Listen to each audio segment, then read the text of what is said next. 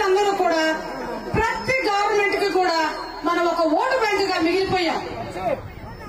ఒక పులి పిల్లని ఒక రైతు తీసుకొచ్చి ఇంట్లో పాలు పోసి పెంచి దానికి పెద్దదైన తర్వాత కూడా కేవలం పచ్చగడ్డి మాత్రం ఆహారంగా వేస్తూ ఉంటే ఆ పులి గర్జించడం మర్చిపోయింది.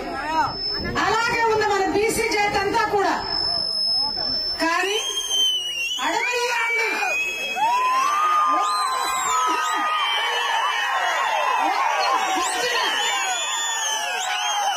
ఒక్కసారి ఒళ్ళు బిగించుకొని గర్జిస్తే ఆ శబ్దానికి పాలు తాగుతున్న పిల్లలన్నీ కూడా పులులుగా మారే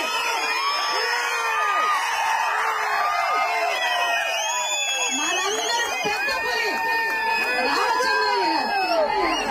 రామచంద్రయ్య గారి చిరునవ్వు వెనక రోషం ఉంది.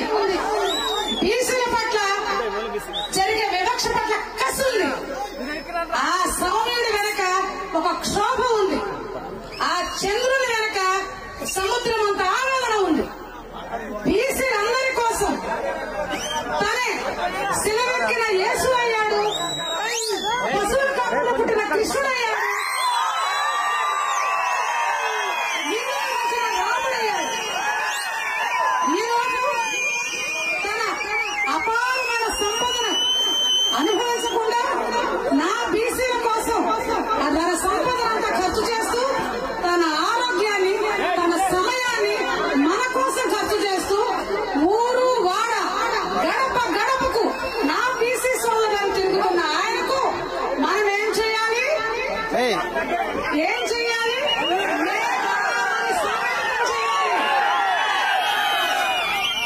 మనమందరం కూడా జనాభాలో 70% ఉన్నాం. బీసీలో జనాభాలో 70% ఉన్నాం.